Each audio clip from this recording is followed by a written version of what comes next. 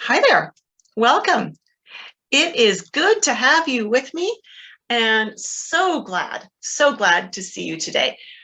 All right, so today we are going to talk about fiber structure. Now, fiber structure is a really huge question, really huge topic, and obviously we can't dig into it with quite the depth that we do in the full-on course, but we are going to kind of skim the surface and give you that bit of an introduction. Again, I would love it if you would let me know who you are and where you're from. I love it when people engage with me, whether it's on Instagram or on the webinar or on Facebook. And yes, I've got all three of those platforms open right now. The more you engage with me, the more information you will get out of me. What do you think? Should we dive right in? If you want to dive right in, give me the word dive in the comments box. Kayla's giving me the word. Thank you, Kayla. I appreciate that. Okay, now let's dive in and get into what we want to talk about. We are talking today about fiber. Now, fiber is all of this stuff, all of these thin little threads that are back in here. Now, those of you who are with me on Instagram, let's give you a better view. There, that should be better. It might be a bit wobbly because it's handheld. So as we look at this, and these pictures don't translate well through a phone, I apologize for that. But we are looking at the threads here. We are looking at how these threads sit in the eye. And particularly what we want to see is what's going on here. What are these fibers telling us? So can you see that there are some fibers here that many of the fibers actually just radiate straight out. They're nice and organized, but some of them do this funny thing where they skitter off across other fibers. Can you see this? So those of you for whom chat is working or where comments are working, whether you're Facebook or Instagram, let me know. And again, for those of you who are with me on the webinar, I truly apologize that it looks like the chat is not working for some strange reason. Can you see these fibers that are skittering off across other fibers?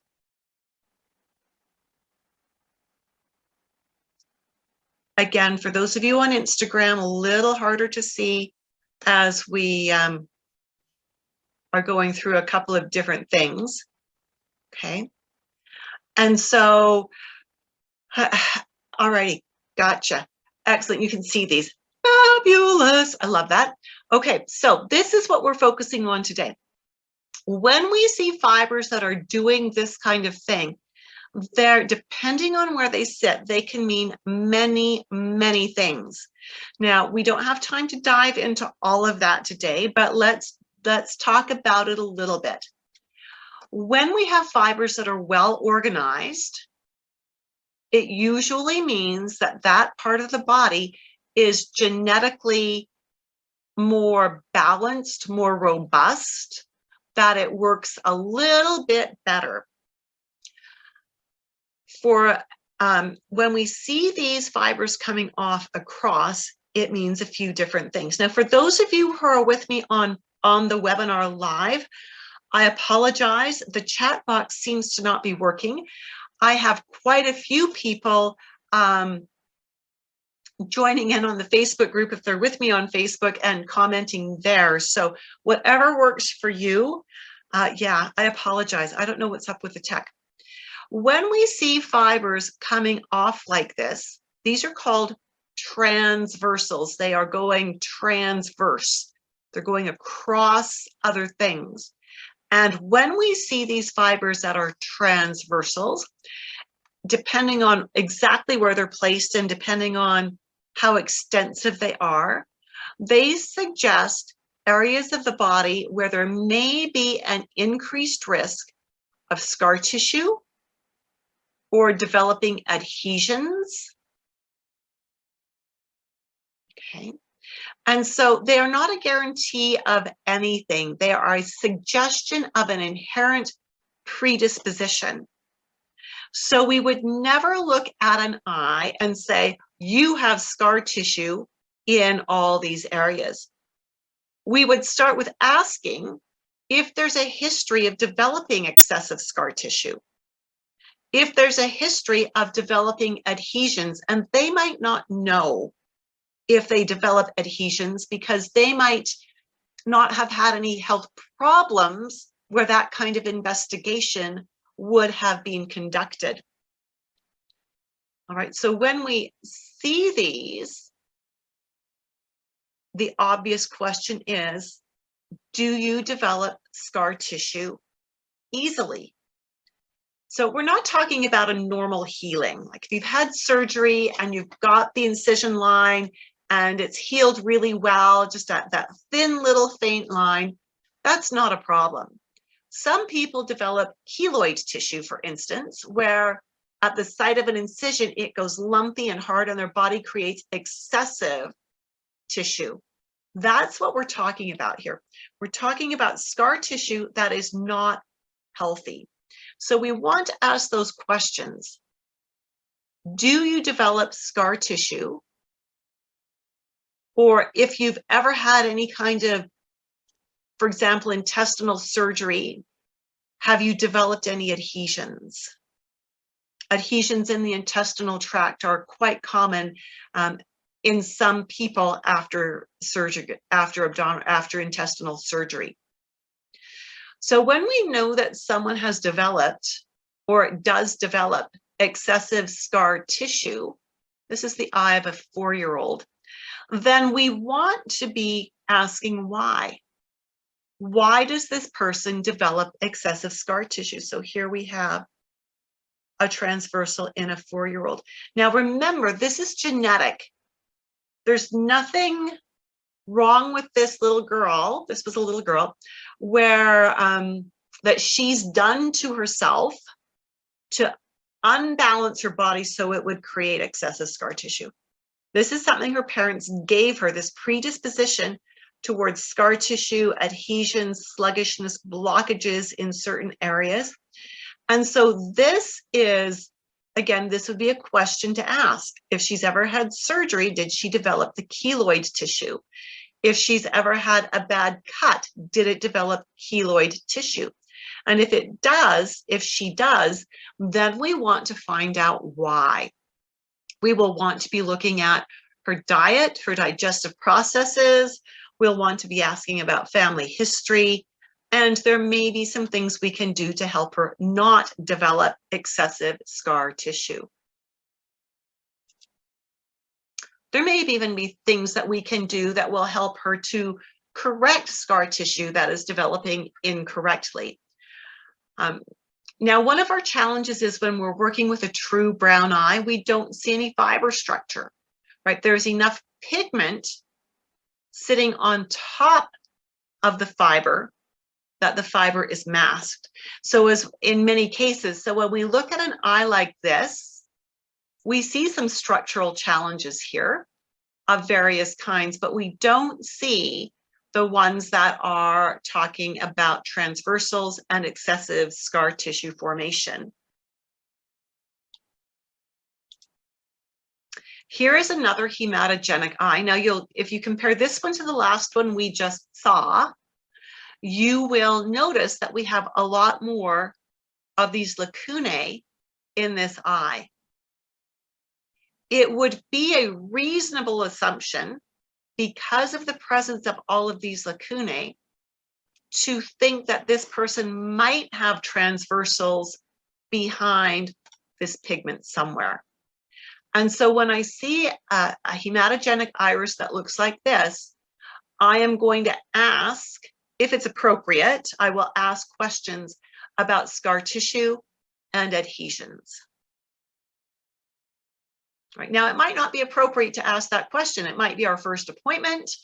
This client might be coming in for, oh, I don't know, let's say stomach issues, as in an acid stomach, some reflux types of issues. I'm not going to branch into structural questions to do with the whole body in that first appointment. I'll save that for a future appointment. I would focus the first appointment completely on things related to digestion and helping to settle digestion down. Does that make sense? Stay focused. Stay focused on what the client has asked for. Here is a young man. He was 12 years old when we took these pictures. And again, those of you on Instagram, I apologize. This doesn't come across quite well. Let me turn off that light and see if that helps. We have right here some very fine transversal fibers. Okay.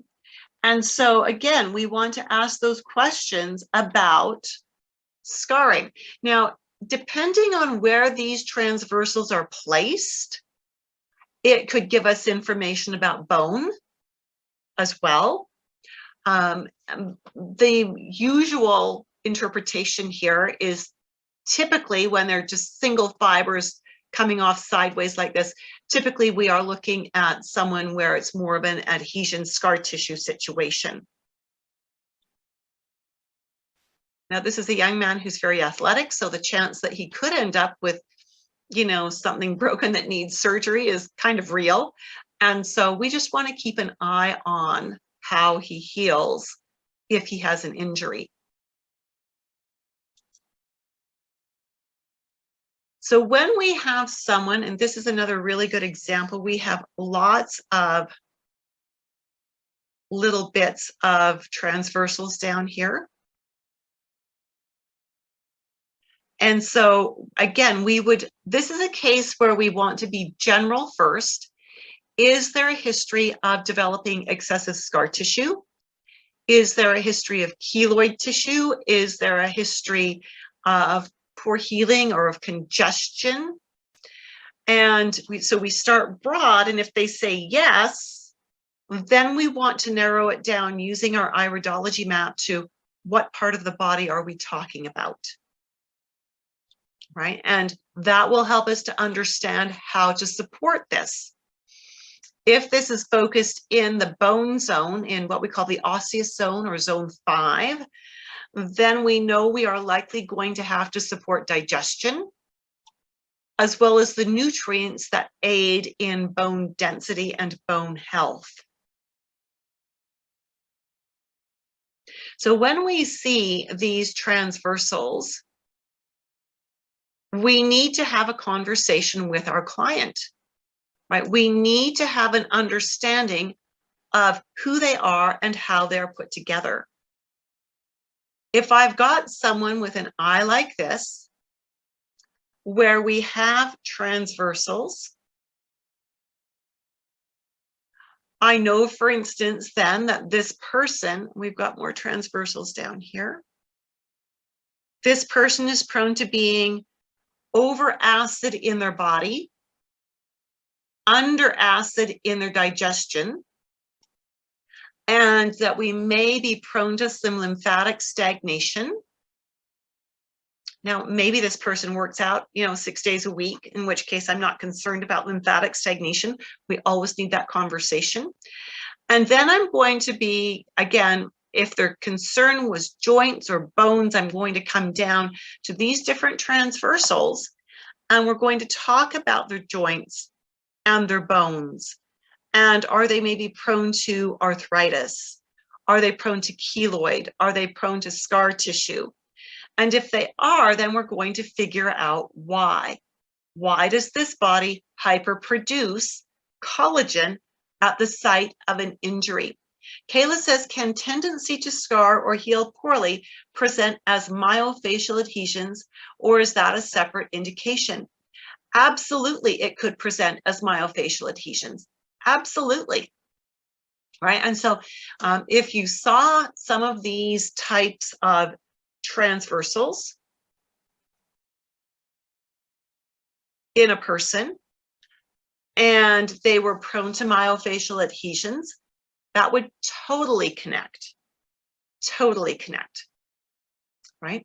And so as we're looking at this again, what we want to pay attention to is, first off, and we don't have time to go into all these, but what type of transversal is it? There are many types of transversals. The one common thing they all have is a predisposition towards scar tissue. keloid tissue, arthritic tendencies, bone issues, inflammation and pain, right? So when we take that and layer it up on the fact that this is a lymphatic iris, which suggests an increased risk of acid levels in the tissue, decreased acid in the stomach, so a poorly functioning stomach, then we know that in order to work with these transversals, in order to minimize the impact of transversals in the body, we are going to have to support the digestion. We are going to have to make sure they get the right nutrients in the right balance in order to help their body heal well from any kind of a situation that would potentially lead to excess scar tissue. Does that make sense? If that makes sense, give me a makes sense in the comments box. All right, so transversals are a fairly advanced concept. They're not the kind of concept that you're going to see discussed on a lot of sort of lightweight webinars, which is why we don't cover transversals until about a third the way through the Dynamic Iridology Assessment System course. All right, so now that you know a little bit about transversals, for those of you who are new to me, I'd like to introduce myself. My name is Judith Cobb, and I am a master herbalist, natural nutrition clinical practitioner, and a certified level 3 iridology instructor with IPA. There are only to date 5 certified level 3 instructors, and I am blessed to be one of those. It was a rigorous course and it was challenging. Over my 4+ decades, I've been in this industry for over 40 years. I have worked with hundreds upon hundreds of clients. I've taught many classes and I've written many books that were self-distributed, self-published and self-distributed. Books like Pregnancy Naturally, The Herbal Birth Kit Handbook, Healthy Kids Naturally, The Essential Guide to Nature's Sunshine Products, Biokinesiology and Color Therapy Level 1 and 2, Confident Nutritionist Dynamic Iridology Textbook. And again, I've created many herbal courses that I've taught over the years, biokinesiology courses. For a while, I was a certified prenatal educator and designed and taught prenatal education classes. And currently, amongst other things, the love of my life as far as teaching goes is teaching iridology. Oh, and there's my affiliations with different professional organizations beyond IPA.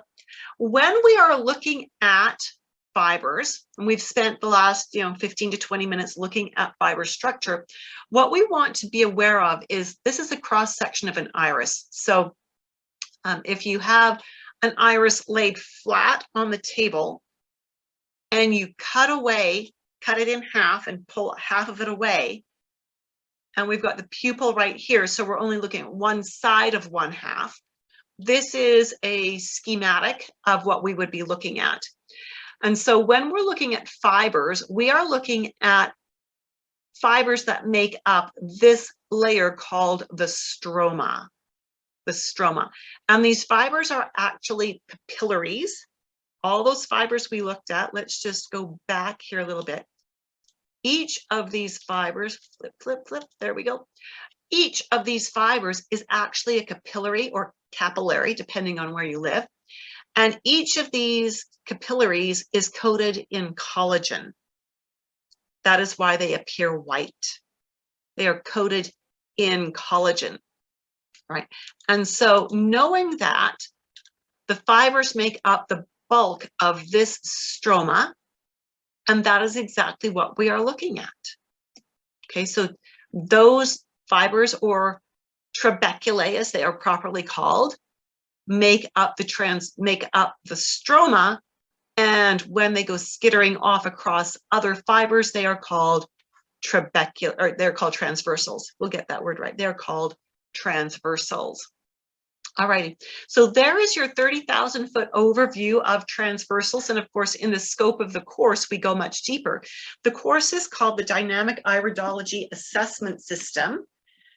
And it is the only live online fully mentored course for nutritionists, herbalists, naturopaths, health professionals who want to streamline their clinical work without sacrificing client care. I find that so many health professionals spend a lot of time creating client protocols, and they spend that time outside of their paid sessions, which means they're not getting paid for their program creation. When we use Iridology properly, it will help us in our paid client sessions to create protocols that our clients can be highly successful with. I call them next step protocols. So what this allows us to do is create a protocol that helps our client move up one step in their health. Not a protocol that's going to take them the rest of their life, but a protocol that they can implement now, couple of key changes that they can work on now to take them up just one notch. The beauty of that is your clients can be more successful because they can do the homework. They get the results you told them they would get for doing that homework, and they want to come back to find out what is the next step. What can they do to move their health forward one more step? So this creates long-term retention, which is what we want. We really don't do much good for our clients if they only come in once or twice and then disappear. Do you agree with me on that? If you agree with me that 1 or 2 sessions is likely not enough to help a client actually achieve their full health potential, give me an I agree in the comments box. This is what one of my students said. Now, she was, each of my students, I love my students. They are so good, so cool, so wonderful in so many ways. She came to me for the course and she said, I could not have asked for a better layout for learning. I was unable to make it to the scheduled classes, but the recordings of the classes were amazing. I loved the weekly quizzes. I'm glad to know that I always have you and my Iridology community to turn to if anything ever comes up where I may be challenged. I certainly look forward to being able to use Iridology to help other people, to help people take the steps to a healthier lifestyle. Thank you for being a part of my journey and for all the support provided. You did not miss one detail. Love it. Our next, oh, I thought I had updated this. Scratch, scratch. Okay, let me just see. Do I have? I know I updated these, but for some reason they are not updated here. So let me give you the right information. The next info webinar will be Thursday. Oops, make sure I'm not lying to you here. Just a moment. Will be Thursday, August the 4th. Thursday, August 4th at 6 p.m. Mountain Daylight Time, because our next course starts on Thursday, August 11th. Thursday, August 11th. Now, I want to show you an example of how fiber structure gets passed down from one person to another. So we've got people on Instagram commenting that they totally agree that it takes more than a session to actually get your clients where they need to be. And we're seeing the same comments come through on Facebook. Thank you so much for that. So as we look at this eye,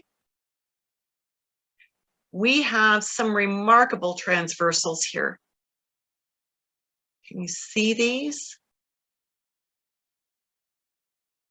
Another one here. Some more over here. We've got Healer on a Mission, 100%. Thank you. So this is the grandmother or the mom of this person. Okay, so we've got 3 generations here. Grandma or mom, child, grandchild, however you want to put this. 3 generations. Oldest person, offspring, youngest person. So this is the son.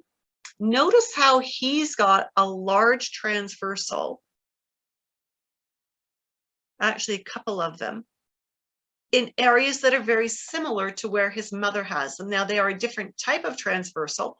This one suggests more of an increased risk of arthritis in the hips and legs. This is more about bone. much more about bone, but it's in a similar area. This fellow married this woman. She does not have transversals to nearly the same degree. But when we look at their daughter, what we see is we have some transversal right in here. So we see, and notice that it's in a very similar area to where her dad has it and where her grandmother has it, right? So we see that this is a genetic marking passed down from one generation to the next, and it does suggest an inherent weakness in that area. We absolutely have to have conversations with our clients to just look at this person's eye and say, you have arthritis and you have blah, blah, blah, blah, blah, and go through every marking is of absolutely no benefit. In conversation with this woman, her father had really advanced arthritis. By the age of 65, he could no longer open jars, hand strengthened arthritis. And his mother was confined to a wheelchair because of arthritis for about the last 25 years of her life. And she lived to be about, I think she was 98, they said, when she passed away. So we see a very strong tendency through this woman's bloodline going back 2 more generations. I wish I had eye photos of those, of the father here and the grandmother as well, but I don't, and they've since passed on. And so we see the tendency. We would need to ask the questions. If this client came in saying, you know, I've got some joint issues, then we're going to pursue this. If this client comes in for, say, let's say, digestive issues or liver issues, we're probably not going to address this in the first appointment. We are going to address the digestive or liver issues first. And in truth, digestion and liver may have an impact on arthritic symptoms. And then as we continue to work together, I would ask eventually, is there any personal or family history of arthritis or of adhesions? In this case, more arthritis. When we come to the son, when the son comes in, because I know the history of his mother, I would ask any personal history of scar tissue that went kind of wonky, of adhesions, of bone issues, to find out what his personal experience is. And if he's young enough that he's had no symptoms, and if bones are not his concern, we will focus on the things that he likely has problems with, which in his case are probably more digestive related, digestive liver related. He did get digestion and liver tendencies from his mother. Little girl at the age of 2, when we got these photos, she's such a sweetheart. She's such a cutie pie. Okay, she's my granddaughter. And so, with that, then what we know is that we want to just be aware, right? We're not going to put fear into her that, oh, your bones are going to crumble. She doesn't even know what bones are at the age of 2, right? But we're just going to be aware of nutritional things and to coach her mom and dad about nutrition, which they do an amazing job. So it's not a problem here. But if they weren't, we would focus on the nutritional aspects as a preventive measure, because she was born with a fairly decent, as in a really decent genetic structure, got that mostly from her mom. But, you know, we can do so much preventively with nutrition, right? So we would want to focus there and just reinforce what good nutrition for a child looks like and encourage mom and dad to be feeding their daughter in that way. All right. So with that again, and I apologize that the data on this screen is incorrect because I know I updated it. The next info webinar is Thursday, August the 4th, Thursday, August the 4th.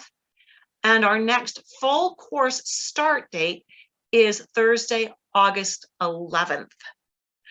If you are interested in receiving a webinar invitation to that info session on August the 4th, shoot me an email, grab my attention on Instagram, or message me on Facebook. Let me know that you want that information, and I will make sure you get added to the invitation list. And if you are interested in, if you are a health professional and you've got a solid foundation in anatomy and physiology, and you want to learn iridology at a professional level, then reach out to me. Let's set up a time to chat to see if the dynamic iridology assessment course is a good fit for you, and to make sure you've got that A&P under your belt, and get you enrolled either for the August 11th course or the one that comes after that. Amazing. Are there any questions or comments? Any questions or comments that I can help you with right now?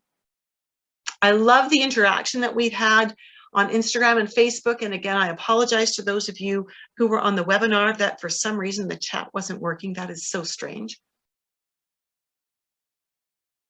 And it doesn't look like we have anything coming in for questions or comments.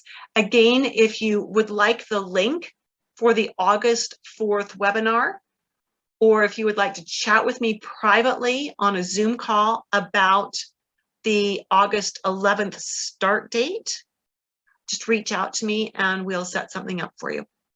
I look forward to speaking with you soon, and I hope you have an amazing day. Bye for now.